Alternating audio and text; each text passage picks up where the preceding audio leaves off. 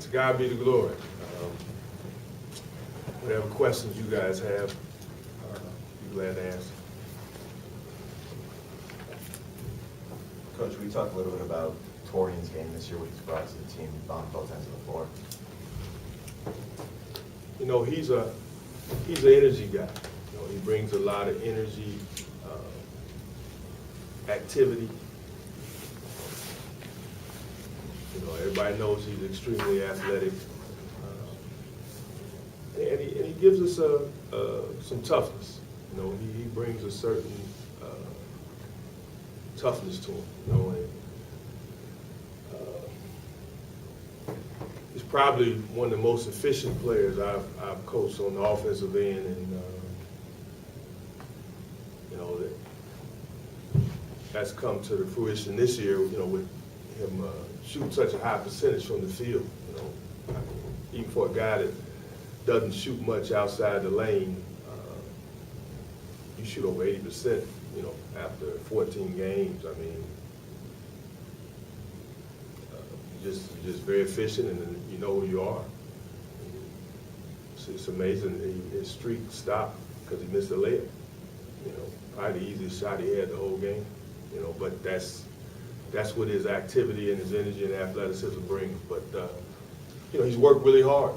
You know, he's worked really hard on his body, his strength, his conditioning. You know, he's worked on his skill, worked at finishing around the basket. I mean, he's become a better basketball player. So, and that's a credit to him. You know, he's worked really hard. He had a good summer. Sandwiched in between these two home games, how important is it to win conference games at home, especially when you've got, you know, a conference that has several good teams?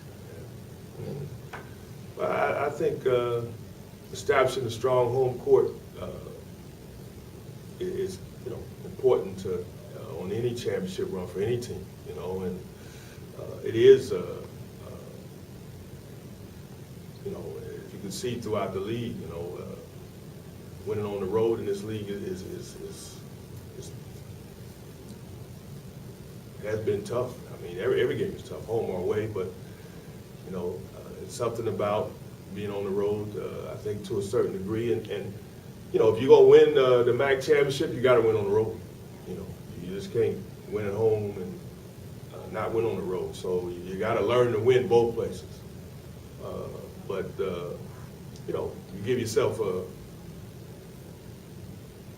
really. I mean, you give yourself a start when you play well at home. So every opportunity we have at home, we want to take advantage of it. And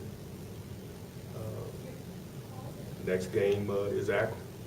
You know, we want to play well and bring that same intensity, especially on the defensive end that we brought against Ohio. You know, I thought that was one of our best defensive efforts as a team that we had the whole year against a very good offensive team.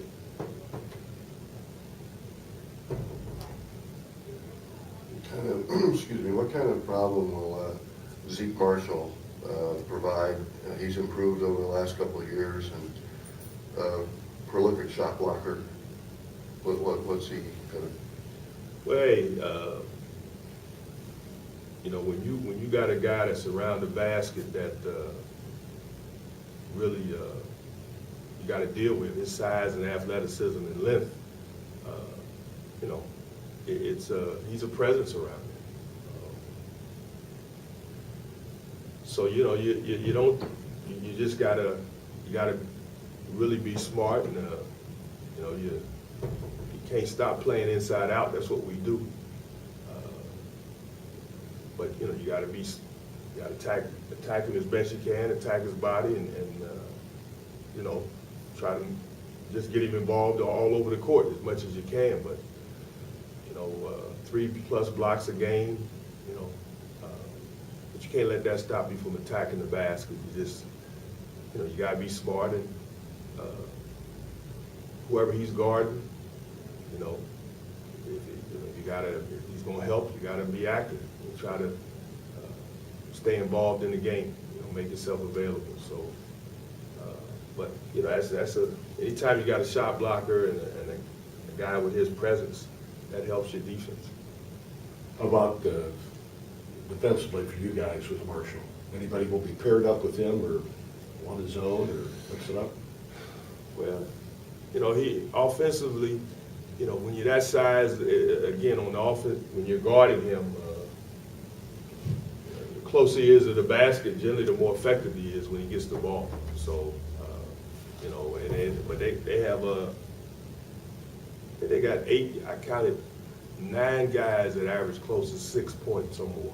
You know, so they got a bunch of guys on the court that can score. They have the ability to score. So you really can't just focus in on one person in terms of like a Zeke Marshall because of the size. But, you know, the closer he gets to the basket, the more effective he is. So, you know, you hope you do your work early and you don't allow him to, you stay between him and the basket and you don't allow him to get, you know, dunks and easy layups where there's no one between him and the basket. I mean, he's 7 foot tall and he's athletic. You just can't give him those kind of baskets. You know, you got to try to make him play as far away from the basket as you can. Some might say using a zone as a primary defense, that teams might use that as a crutch. And your experience in the zone dating back to Cleveland when you play, I'm not asking you to defend the zone, but how would maybe you respond to someone who would make that comment? And that's not me You know what? I think, hey, I'm a firm believer. You do what you do best, and you do what works. You know, that's just, to me, that's just that's pretty basic. You know, you can say, well, hey, I'm gonna use boxing as a scenario. You can say, well, hey, I'm gonna use a guy that I probably was a ferocious guy, Mike Tyson. I'm gonna get in the ring with him, and I'm just gonna go toe to toe. You know, I'm gonna go toe to toe and slug it out with him. I don't care if he hits harder and I'm taller, but I'm gonna let him get on the inside and just pummel him because I'm a tough guy and this is me. You know, and you're gonna lose. So you know, you gotta play your strength. You gotta be smart. There's no, I don't know. There's never been a perfect team. Some teams, you know, you might be able to do a little more with in certain situations than others. But you know, we all have strengths and we all have things we don't do as well.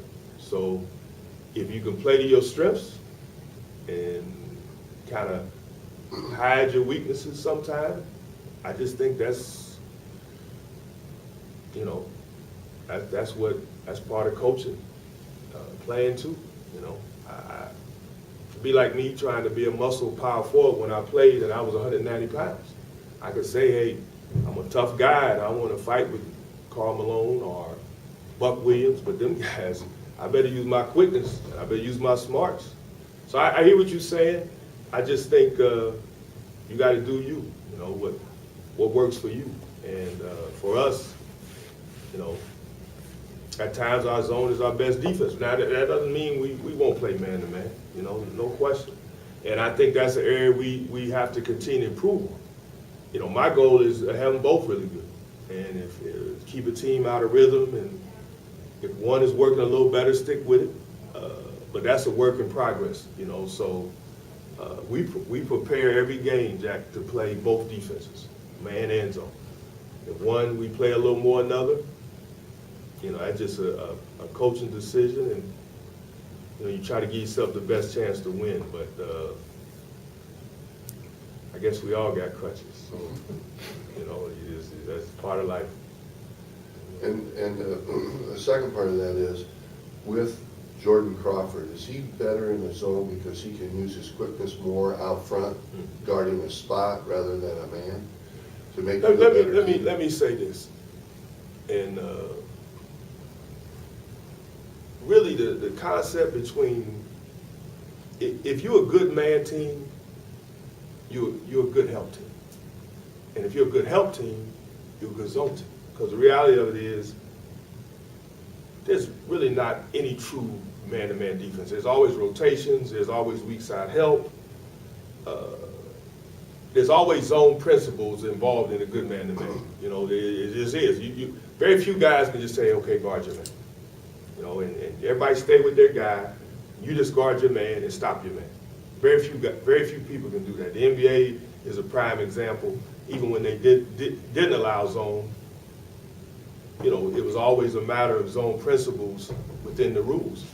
In college, any good man-to-man, you're going to have some zone principles. So that being said, for Jordan, his quickness has to be a factor, whether it's zone or man. I think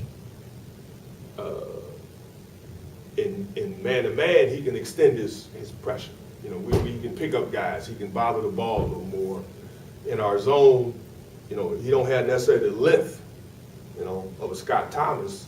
So you got to cover the ground in 5 quick steps instead of 1 step and long arms. So either way, his quickness has to be a plus. I think you know, for us, he just got to be active and he got to be smart. And I think for our perimeter guys, we got to do a good job keeping the ball in front of us, and we got to do a good job you know, contesting shots and not allowing dribble penetration where they can kick it out. So I thought the last game, I thought we did a decent job of really not allowing their perimeter guys to get too many open looks. And then our big guys, I thought, did a good job of controlling the paint. So Jordan, you know, you got to make his size and his quickness work for him. Well, you got to make his quickness work for him. You got to, because it's got to compensate for anything he may lack in stature in this game. I mean, you know, he got to make up for it with his quickness. So, you know, whether we're in man or zone. How are we? Craig, no, I've got one. Craig Seeley didn't have very many minutes against Ohio. Is that kind of a matchup decision, coaching decision? You know what? It's. I like to play him more. It's tough. You know, for us, the 2 guys in the middle. When we play zone, the 2 guys that play the middle of our zone are Cam Black and Torrey. So that means when Craig comes in, he usually comes in for Austin. And Austin, you know, I thought he played one of his best all-around games. On the defensive end, on the offensive end, I thought he was really active. He blocked shots. You know, he's our guy that we go to in the paint. You know, so at times it's just when he's playing both ends, it's kind of hard to take him out. And then if I don't play him in the middle of the zone, which I try to avoid, you know, then Craig it's just hard to put him out because it's hard to play him and Austin together when we play in zone. You know, I don't know, unless Austin's playing in the middle of the zone. And I don't necessarily want to put Austin in the middle of the zone.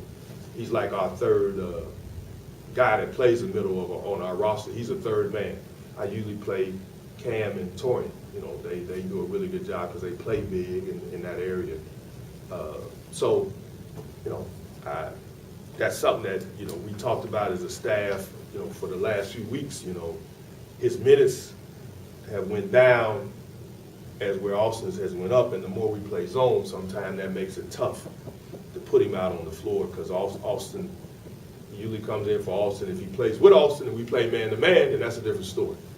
You know, we play Austin and him together, but when we play zone, we haven't been putting Austin in the middle. So, but Craig had a great week of practice, and in a few minutes he played, he got 2 big rebounds. He was active, and you know, that's something that I want to try to work out because he, you know, he's a guy that his energy and activity, it helps us. It helps us, and he's been practicing well. So we want to try to get him more minutes.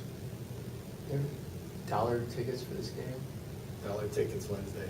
So kind of an old school throwback thing. Have you ever heard of it? Come on out. Hey, dollar. Hey, if it's a dollar ticket, a canned good, whatever, just come on out. Come to the game. It's the best value around. Whether, you know, it makes a difference when the fans come out, and we got our students back. So, and the Stroh's a great place to watch a game. So, you know, we hope everybody spends $1 if that's the way it works and comes out to the game. That'd be great. All right. Good.